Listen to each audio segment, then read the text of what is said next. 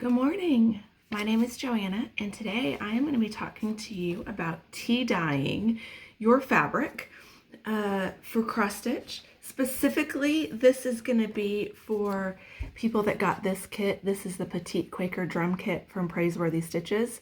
We just got some of these at market, and the first step is to tea dye your fabric. So I'm specifically speaking for this kit, but tea dyeing is tea dyeing. You can do it for all of your fabric, so this will apply for anything that you want to dye. Okay, so who am I? I am the person behind Summersadie Cross Stitch Finishing. I am a finisher, and so if you happen to be watching this video and need those services, please reach out. I would love to work with you. I do cross stitch finishing and a little bit of needlepoint finishing as well. And all of my social media and contact information I'll stick in the description box. I would love to hear from you if that's something that you need. Also, I help out a bit at the Golden Needle in New Braunfels, Texas, and she is a fantastic cross stitch and needlepoint shop. So if you are in South Texas, she is definitely worth a visit. I'm also going to put her website in the description box. So I would not describe myself necessarily as a dyeing expert, but I have dyed a lot of my own fabric, both with coffee and tea and RIT dye, and it is so much fun. I promise you can do it. It's not as daunting as it may sound. It is always a good idea to support your local needlework shop if you are privileged enough to have one. Here, like I said, at the Golden Needle is fantastic. She has a huge supply of fabric. And so if you are anywhere in the area, she is definitely worth the drive to check out her fabric. But sometimes we can't find what we're looking for, or we just have this sort of unique, cool idea in our head that we want to try to do on our own. So dyeing your fabric is so much fun. I highly recommend trying it at least once. It takes sometimes a little bit of practice, but you can come up with some really cool, unique things. So let's get into it. Okay, so for this particular kit, again, this is by Praiseworthy Stitches. This is the little picture that comes in it. This is probably backwards for you, but it says Petite Quaker Drum Kit. You get everything in the kit that you need, including 2 pieces of fabric. And her first instruction is that she tea dyed her fabric. So in this picture, her fabric is tea dyed. The fabric that you get in your kit is not tea dyed. She does give you, fold down the chart, she does give you a little bit of instruction on how she did it. So if the instructions and reading that is perfect for you, great, get after it. But if you're like me and you need a little bit of a visual, this is really to help you out. Now, this is the fabric as it came in the kit. It's just sort of an ivory off-white fabric. This is a piece that I tea dyed last night. So this is the front of the piece. This is the back. So you can see the difference. If you prefer this, awesome, do your kit on that. There's nothing that says it has to be tea dyed. If this is how you like it, then you can turn this video off and get to stitching. But if you want to tea dye it and make it look a little bit more aged, then let's keep going.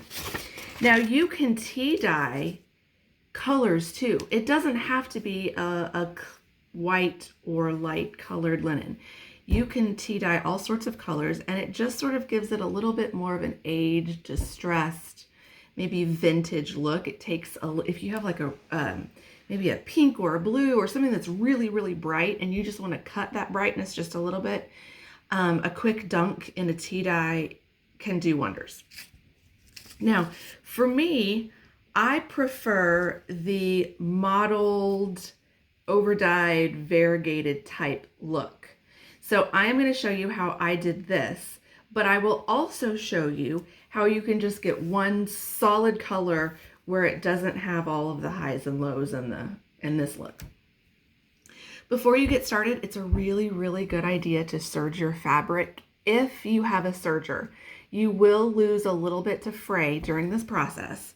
I don't have a serger, so I'm going to keep going. And you can see on this piece, well, how can you see it best? This is how much I lost to fray on this little piece. So you will lose a little bit. We'll just be a little bit more gentle if we haven't serged our fabric so we don't lose too much. All right. I guess we're going to move to the kitchen. My kitchen is a disaster and I'm not going to clean it for this video, so I apologize. Okay guys, we are in the kitchen. We are going to ignore all the mess. Okay, now the first thing that you're going to need is some tea bags. I drink a lot of tea. We always have these on hand. This is just Lipton black tea, regular iced tea bags. I would imagine that most any tea bag would work. I have not tried it because this is what we always have. The next thing that you're going to need is a container. So I use these glass Pyrex containers. If you want your piece to be a fairly uniform color, you are going to want a larger piece that your fabric can lay down flat in. Now I'm going to tell you a little secret. I filmed all of these videos this morning, and then when I went to edit them together, some of them somehow got deleted.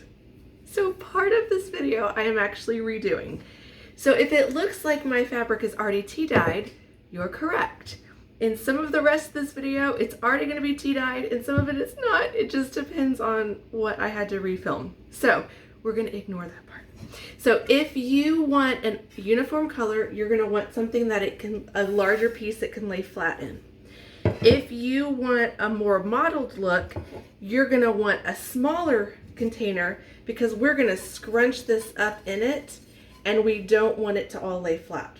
Okay, so for the next step, we're going to brew the tea. So you want about this much liquid in the bottom of whatever container you're going to use. Because again, I always have tea on hand. I already have some brewed, and I'm going to just pour this in. So I've actually already done this once, but this is the repeat. So I'm going to pour it into about that much. Now, because this is diluted for drinking, it's not quite strong enough. So I'm going to pop in a couple of extra tea bags. All right, so I popped in a couple of extra tea bags. I'm going to add a little bit of hot water just to speed up the process, and then I'm going to let it sit. Now, if you're brewing your tea from scratch, you're just going to put this much hot water in. You're going to pop in 3 or 4 tea bags, and you're just going to let them sit. I would say around 5-ish minutes. If you want it a little bit darker, more concentrated, give it a couple extra minutes. If you want it not quite so severe, a little bit lighter of a color, give it a couple of less minutes than that. And then I will come back when our tea is ready. Okay, you guys, so mine's been sitting here for a few minutes. I also got my hands in here and kind of squeezed the tea bags just to kind of encourage the process to speed up a little bit. You certainly don't have to do that if you don't want to get your, well, you're going to be getting your hands in it, but you don't have to squeeze them if you don't want to, but I just kind of like to hurry it up because I'm generally an impatient person. So the next thing you want to do is get your fabric wet. So I'm going to rinse mine in some warm water just to kind of loosen it up. Okay, now my fabric is wet. So I am going to take out my tea bags out of my mixture, and I am going to scrunch up the fabric. Now I'm going to show you what I'm doing, but it's basically going to scrunch up like this, okay? So here's what we're doing. I am going to get in here with my fingers and just scrunch it up, just like that. There's not really any right or wrong way. You just want a lot of little folds, and you are going to put that right in your liquid, just like that. So you want places that it's sitting down deep. You want places that are sticking up, and that's going to give you the difference in your color. All right, so we have our fabric. It's scrunched down in our tea, or we have it in this one laying flat, depending on what your final look that you're going for, and we're just going to let it sit. Now, if you want a really dark color, you're going to let it sit longer. If you want just the lightest color wash, you don't want it to be super dark, just a little bit of, you know, antiquing, then you're not going to leave it but maybe a minute or two. So what we're going to do is we're going to let it sit, and then we are going to take it out and squeeze it. And we're going to rinse it under the water. And we're going to look at it, and we are going to see what it looks like. Now mine is going to look darker because this is the second time I've done this. But you're going to look at it and you're going to see what it looks like. It's going to look a little bit different wet than it does dry. So if you want to put it under an iron and see the final color, that's great. If you want to eyeball it like this, that's fine too. You're going to see the color, and then you're going to either say, yep, that's all I wanted, it looks great, or you're going to scrunch it back up and put it back in your tea. Now, when I repeat this dip, I'm going to be scrunching different than I scrunched the first time. So there are going to be different bits of it that are down in the water and different bits that are up high, which is perfect. That's what I want, because that gives a much wider range of shades than if I were to just scrunch it once and leave it for the whole dip. Does that make sense? So I am going to leave this like this. I am going to come back to it. I'm actually going to take it out right now because it's been sitting. But originally I left it in for about 15 minutes. Now, if this is the first time you do it, you're not going to leave it for 15 minutes. You're going to leave it for 2 or 3 minutes. You're going to rinse it, look at it, see what you think, put it back in, and you're going to keep repeating that testing process until it's the perfect color for you. And then we'll come back and see what we have. Guys, one other little thing that I like to do to really help get the Model D look is this. So here's my fabric. I've taken it out of the tea. It's kind of scrunched up just a little bit, but I take one of my tea bags and I just kind of squeeze drops like that.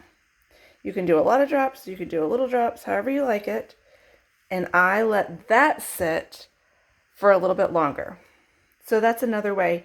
I like to do this first, and then if I still want a little bit more dimension, then I lay it out and do it like this for a few more minutes. Hey guys, okay, so at this point, you have gotten the color that you want. The last thing you're gonna do is rinse it under the water until your water runs clear. That won't be all that long with just tea. With RIT dye, it's a little bit longer, but you wanna do it until your water runs clear. Then if I have a bigger piece, let's say I'm dyeing like a yard of fabric or it's serged, I will stick it in the dryer on high heat to help set the color. On these smaller pieces, I just use the iron.